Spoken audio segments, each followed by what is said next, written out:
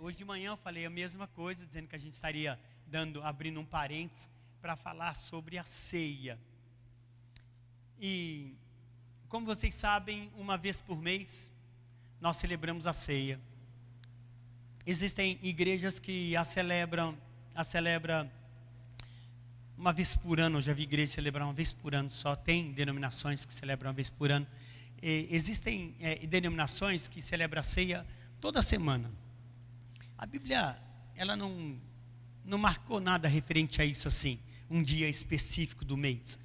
Mas todas as vezes que vocês se reunirem, então façam isso em memória de mim. Então, se quisermos celebrar a ceia todo dia aqui, não estaríamos em pecado e não seríamos heresia.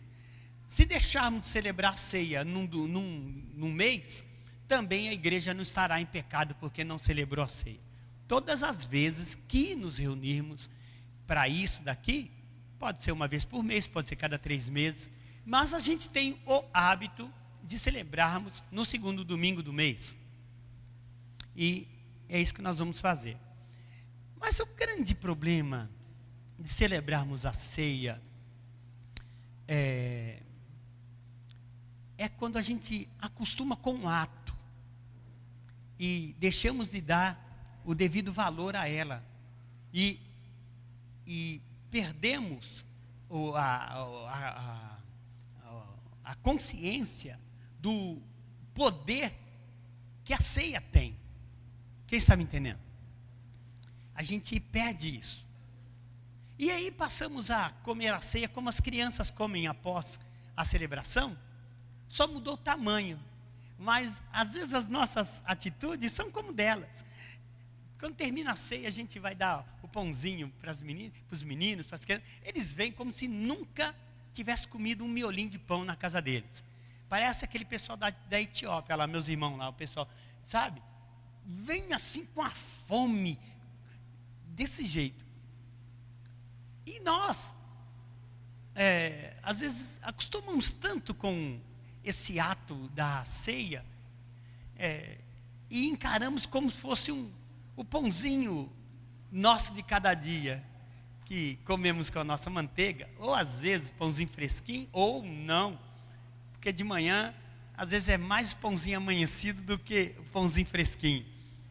Mas a gente acostuma com aquilo. Então, sabe quando você chega de manhã, pega o pão, joga na frigideira, porque já é amanhecido, né?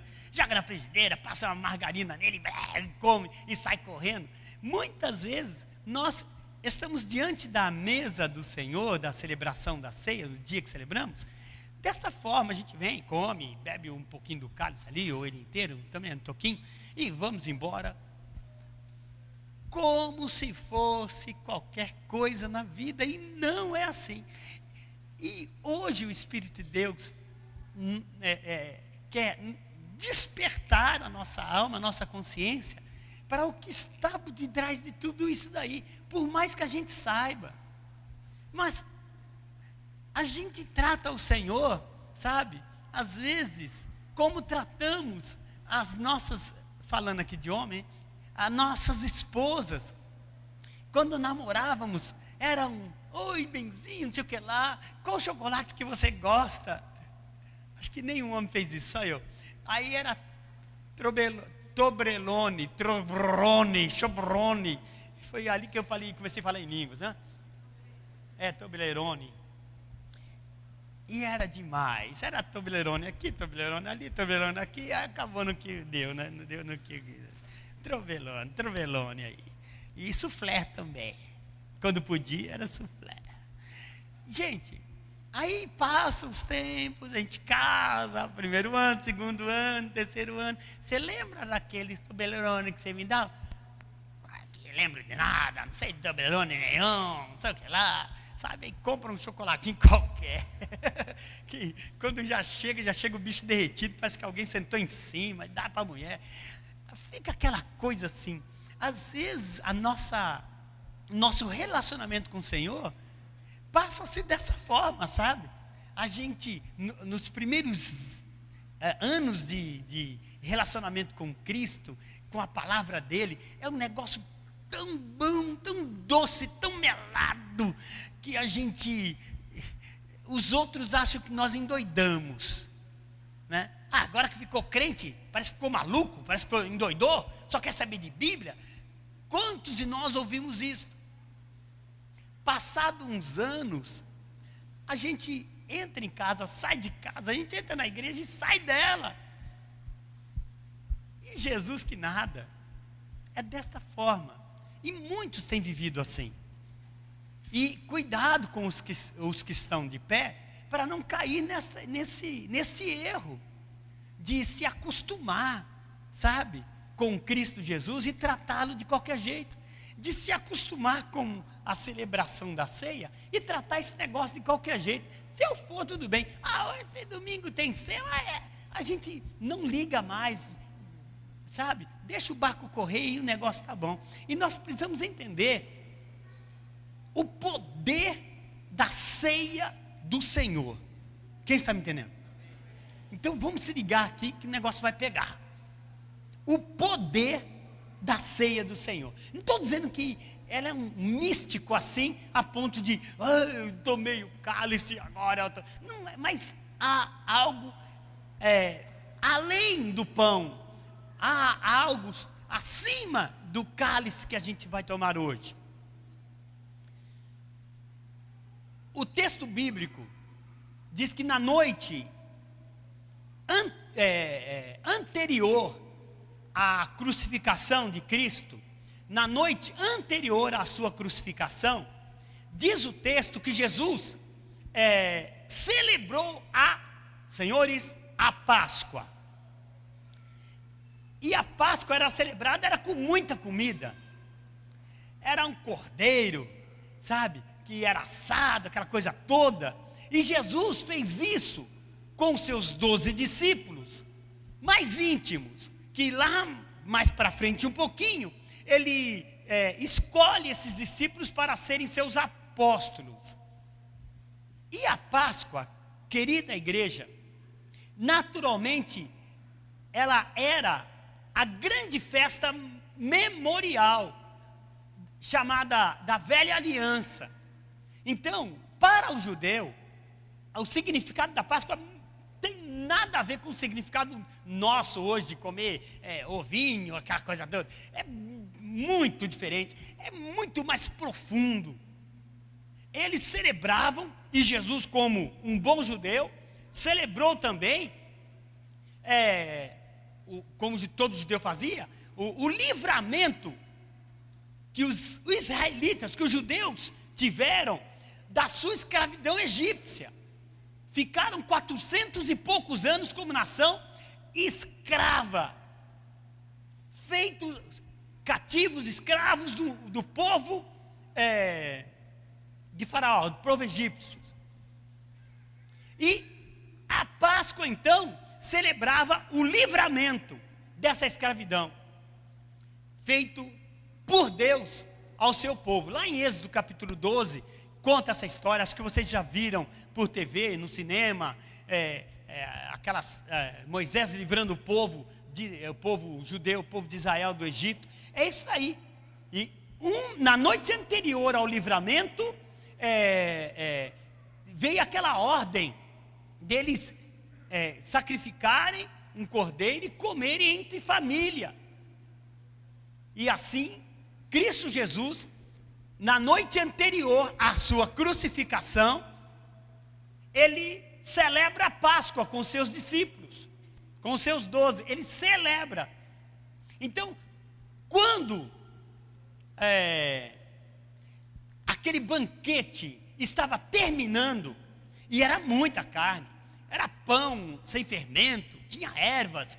Então, quando aquele banquete estava terminando, e eles achavam que Jesus já estava, todo mundo ali satisfeito, aquela coisa toda, vamos embora para casa, amém, amém. Jesus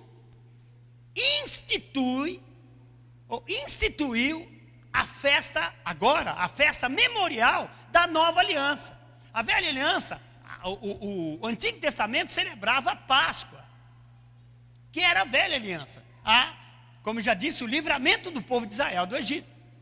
Agora, Cristo Jesus, terminando ali, ele institui a festa memorial da nova aliança. Então, queridos, a ceia do Senhor é a comemoração de Jesus. Ele é que comemorou isso daí. Quem está me entendendo? Ah, meu Pai. Então, ele pega o pão e pega o cálice. O pão representa o seu corpo. Escute, tão cruelmente quebrado na cruz por crimes que ele nunca cometeu. O cálice que representa seu sangue,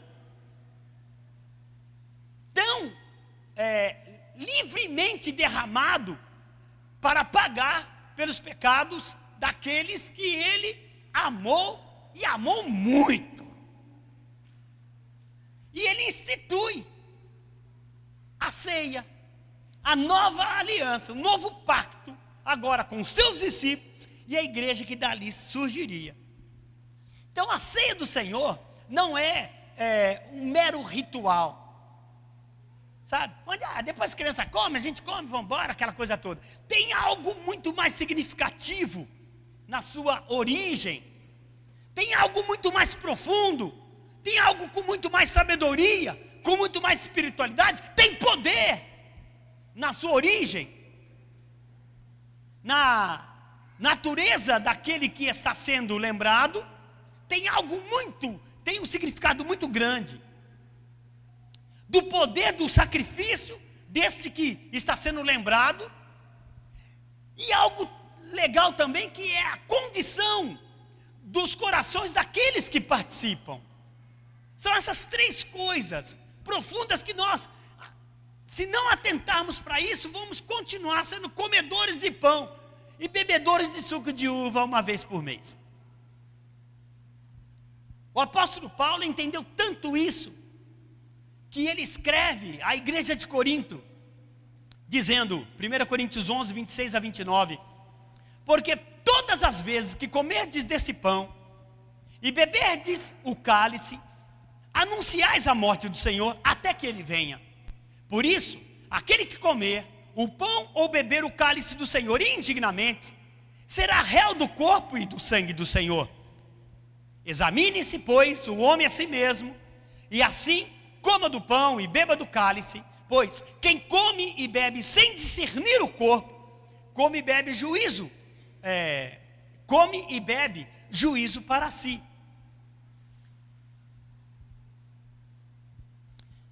Às vezes nós discriminamos as pessoas porque eles pecaram e graças a Deus não estão aqui em nosso meio para celebrar a ceia.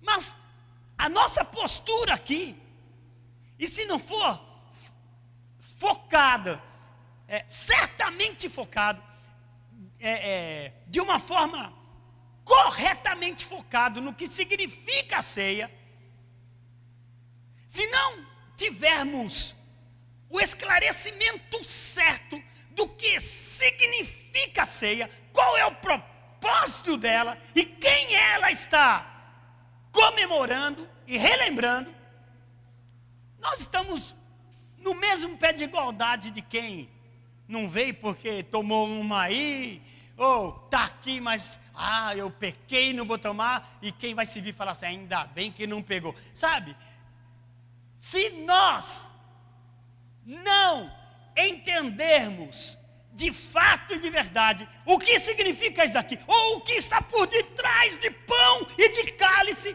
estamos errando da mesma forma. Não estamos sabendo discernir o corpo de Cristo. Se nós não entendermos o que está por detrás de pão e de cálice, o que está por detrás dessa verdade, nós estamos pecando da mesma forma. É isso que o texto está dizendo. Se não comemos os elementos da ceia de modo correto, não é primeiro o pão, depois o cálice, não é isso. O modo correto é com os nossos corações e mentes focalizados em Cristo como nosso Senhor e Salvador. Se nós comermos a ceia focalizados de que Cristo Jesus é Senhor, diga Senhor. Se nós comermos a ceia, entendendo que Cristo Jesus é Senhor e Salvador, tudo bem. Mas se vivermos comendo ceia todos os dias, ou uma vez por semana, ou uma vez por mês, ou uma vez por ano, como existem denominações, sem entendermos, sem focalizarmos que Cristo Jesus é Senhor e Ele é Salvador, então comemos em vão. Comemos como as crianças comem. Comemos como comemos os nossos pãezinhos de manhã ou no final da tarde. Quero ajudar vocês.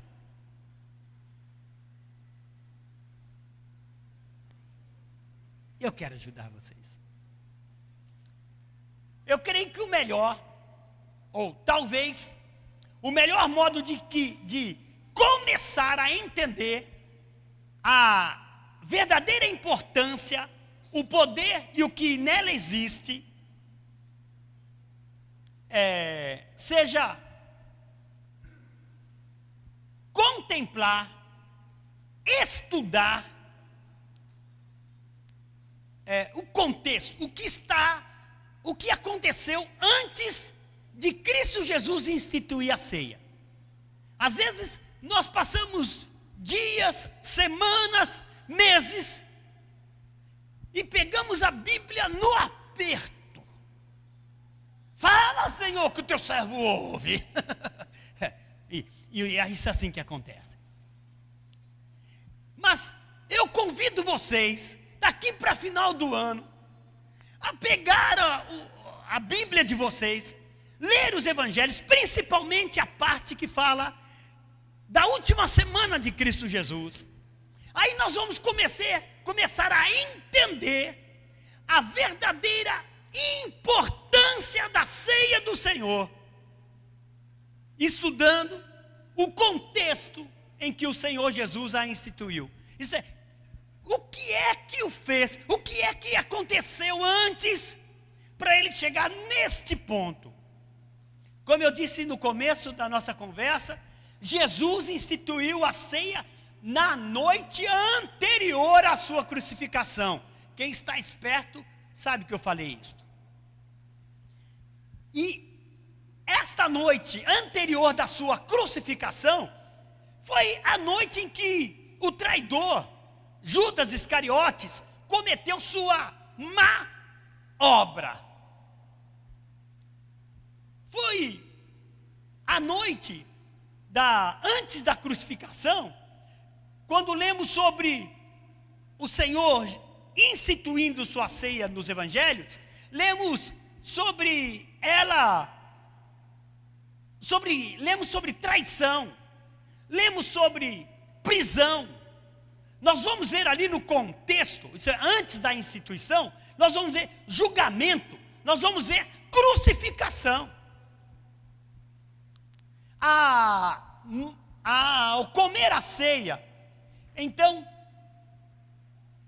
imagens precisam passar na nossa mente todas as vezes que a gente fizer isso, mas imagens poderosas mesmo, para trazer à nossa mente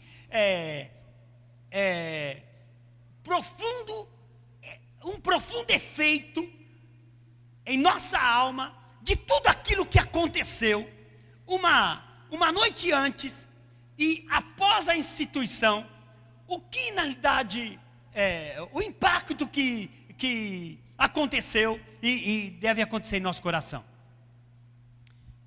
Ao tomar a ceia do Senhor, nós devemos ser lembrados da multidão que estava armada e que veio prender a Jesus.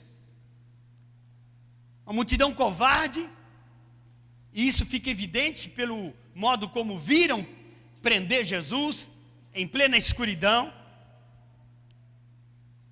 Nós devemos lembrar, queridos, quando participarmos da ceia, estivermos à frente da mesa, lembrar do fato que Pedro, quando a multidão veio prender Jesus, ele foi aquele cara, pegou a espada e cortou a orelha do servo do sumo sacerdote, e que Jesus, vendo isso, repreendeu Pedro, dizendo que servir a Jesus não é ferir outras pessoas. Mostrar o nosso amor por Jesus não significa ferir outras pessoas. Aí Jesus cura a orelha daquele homem. Quando estivermos, queridos, diante da mesa do Senhor, devemos lembrar da hipocrisia do sumo sacerdote, que teve a ousadia de acusar Jesus de blasfêmia, que tudo aquilo que Jesus pregou, todos os ensinamentos que ele falou, tudo que ele disse de si mesmo e do Pai, era uma blasfêmia, era uma mentira. Devemos lembrar também, coisa que nem passa pela nossa cabeça, às vezes nós ficamos com os nossos, com os nossos bagulhinhos aqui, vendo coisas, enquanto o culto está rolando, às vezes nós ficamos com a mente lá longe, e a mesa preparada da ceia, e não lembramos de nada do que eu falei até agora. E devemos lembrar também como foi Cristo Jesus desertado pelos próprios discípulos, pelos próprios apóstolos. E mesmo Pedro, naquela noite, de uma forma veemente, negou ter conhecido Jesus. A gente deve lembrar, quando estivermos aqui diante da mesa, esses fatos.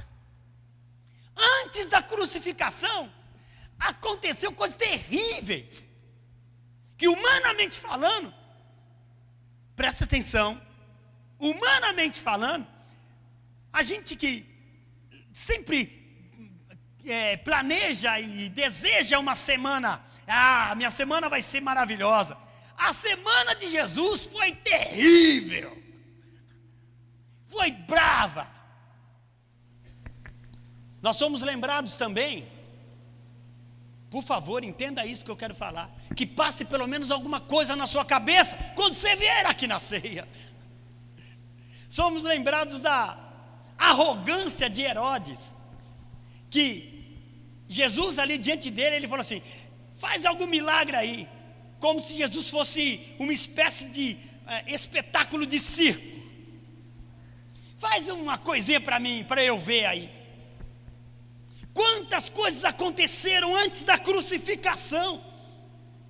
Quantas coisas aconteceram? Somos lembrados de como os caras taparam os olhos, os guardas vedaram os olhos de Cristo, cuspiram nele, deram umas bofetadas no rosto dele, e aí ainda falaram, profetiza aí, e vê se você descobre aí quem é que te bateu, quem é que te golpeou. Tantas coisas a gente podia lembrar, gente, no dia de ceia. Mas a gente entra e sai, come, bebe e vai embora, sem lembrar de fatos como esse. Somos lembrados, ou devemos lembrar, do fato que os soldados romanos, além de bater em Jesus, açoitaram ele e rasgaram as suas roupas e colocaram uma roupa, uma túnica nele vermelha, colocaram uma coroa de espinho na cabeça e com uma madeira, eles batiam em cima daquela coroa ali, onde ela entrava mais em sua fronte, e golpeavam. Nós devemos lembrar disto na hora da ceia. E esquecemos um pouco da nossa lista de pedidos. Nós devemos lembrar de como o povo, aliás, o povo dele, judeu, gritava, não temos outro rei, além de César. Eles rejeitam a Cristo e declaram que estavam assumindo César, o imperador, como rei deles. Devemos lembrar disso, sabe? Porque muitas vezes, atenção senhoras, mamães, atenção senhores meninos que se casaram agora, às vezes nós esquecemos de Jesus, porque Ele nos deu um bom casamento, Nós esquecemos de Jesus porque agora eu tenho um filho para abraçar. E aí a gente esquece de todo mundo e passa a endeusar coisas que foi dada do céu, bens materiais que foi nos dado. Assim como eles disseram, não temos outro rei além de César. Hoje, muitas vezes, nós declaramos que nós não temos um outro rei além da nossa casa, além do nosso filho, do nosso cônjuge. Nós não temos outro rei além dos nossos bens. Naturalmente, nos lembraremos, ou devemos nos lembrar, de como Cristo Jesus carregou a cruz de madeira até o Gólgota. E eu e pastor Amara fizemos esse caminho. E falar esse negócio aqui, ó, Cristo Jesus, do seu lugar de martírio, foi até o Gólgota carregando a cruz. Passa esse negócio pela nossa cabeça. Se eu apenas lesse isso, passaria pela nossa cabeça por mais um texto bíblico que nada quer dizer para nós. Mas tem muito a dizer quando estamos diante da mesa do Senhor. Tem muito a dizer para nós. Devemos lembrar, queridos, mediante a mesa do Senhor, de como ele foi pregado naquela cruz e levantado como um objeto de vergonha, um objeto de ridículo diante das pessoas. E de fato, queridos, Cristo Jesus foi ridicularizado pelo povo dele, ridicularizado pelos governantes. Jesus foi ridicularizado pelos sacerdotes, pelos soldados, até pelos criminosos que estavam, pelo menos um que estava do lado dele. Jesus foi desonrado. Isso a gente deveria lembrar todas as vezes que nos reunirmos. Quem sabe isso muda um pouco a nossa postura cristã. Mas também a gente deveria lembrar que o túmulo que ele foi enterrado não permaneceu ocupado por muito tempo. Isso daí, rapaz, quando eu escrevi essa frase, eu vi o negócio é verdade. E nós estivemos lá, e lá está escrito: ele não está aqui, ressuscitou. Nossa, é demais isso. Nós devemos lembrar cada coisa, no mínimo no dia de ceia. Lembrar que ele ressurgiu dos mortos no terceiro dia. Lembrar como ele apareceu aos seus discípulos mostrando sinais. Põe a sua mão aqui, põe o seu dedo aqui, põe a sua mão aqui do meu lado. Prova, sou eu mesmo. Nós devemos lembrar tanta coisa, gente. Antes e após crucificação, que valeu a pena Cristo Jesus instituir a ceia. Lembrar que ele, quando estava já, estou terminando, ele estava ali com seus discípulos depois de 40 dias, corintiano, 40 dias, corintiano, aqui na terra, 40 dias aqui. Aí chegou um momento que ele diz, se reúne com seus discípulos, e aí um cabeça de bagre lá falou: Jesus, nada te segurou, nem a morte. Agora, quando é que o Senhor vai restituir o reino de Israel? Quando é que nós vamos ficar livres de Roma e seremos da política os maiores e os mais poderosos? Ai, Jesus, você é fraco, você é fraquinho, enfim. Não te compete saber essas coisas, cara. Mas fiquem em Jerusalém. Do alto vocês vão ser cheios de poder e vão ser minhas testemunhas. Fica nessa daí que tá bom demais. Aí, num certo momento, ele começa a subir. Por que vocês não lembram disso agora? Às vezes a mente de vocês está passando não sei para onde aí.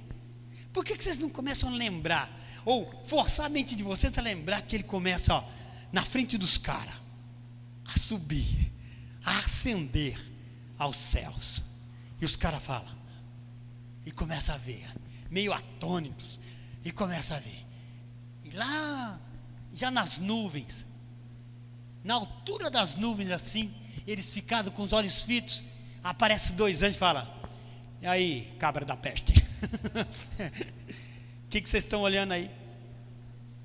Este Jesus, atenção senhores, este Jesus que vocês estão vendo subir, do mesmo modo, ele há de descer.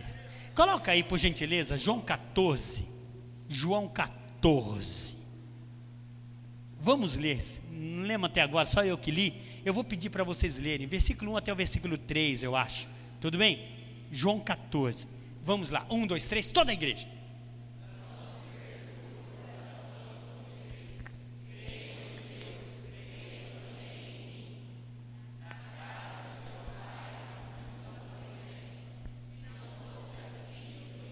Isso, vou de novo, vamos ver se é o versículo 2, meu filho. Versículo 2, na casa, se não fosse assim, vou, versículo 3, toda a igreja mais forte,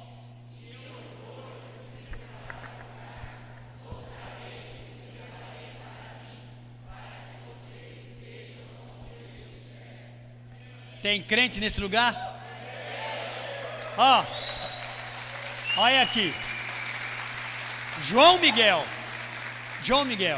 você vai tocar viola lá, João Miguel, não fica triste não, olha que situação, mas fica firme, olha que situação, os caras, vendo Jesus sumir nas nuvens, os anjos falam, este que está indo, da mesma forma que ele foi, ele voltará.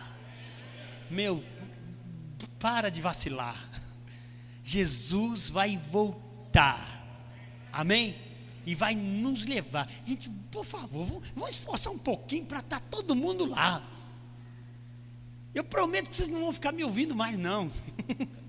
Vai ser festa, não é pro resto da vida, porque é a eternidade, vai ser festa todo o tempo. Atenção senhores, o tempo todo, hoje Jesus está entronizado à direita do Pai, e Ele impera hoje como rei, até o dia glorioso, quando Ele vier novamente, para levar todos os seus, para sempre, nós estaremos com Ele. Quem entende isso? Então, querido, assim mesmo, quando olhamos para trás, com tristeza, talvez com muita angústia por tudo aquilo que Cristo Jesus sofreu por nossa causa, nós podemos esperar com alegre antecipação por sua volta. Escute, Jesus vai voltar, Ele vai voltar. Posso finalizar? Eu vou finalizar, mesmo vocês não querendo. A ceia do Senhor tem um poder forte, profundo, impactante. É uma festa memorial de grande poder. Ela tem o poder de levar aqueles que a comem a desejar servir a Jesus Cristo com mais vontade. Todas as vezes que comemos desse pão e bebemos desse cálice, devemos ter um desejo maior de servir a esse Jesus, de termos uma esperança mais viva no retorno dele. Todas as vezes que lembrarmos desse momento, com certeza vamos ser impactados com a lembrança, com a memória de Cristo Jesus. Amém? Que Deus abençoe você, que Deus abençoe todos nós, que estarmos diante dessa mesa, que seja uma alegria para todos nós, alegria para você, que pode ver ao redor e entender que você não está sozinho, que existe uma comunhão muito grande entre cada um que está aqui. Amém? Por favor, fiquem de pé.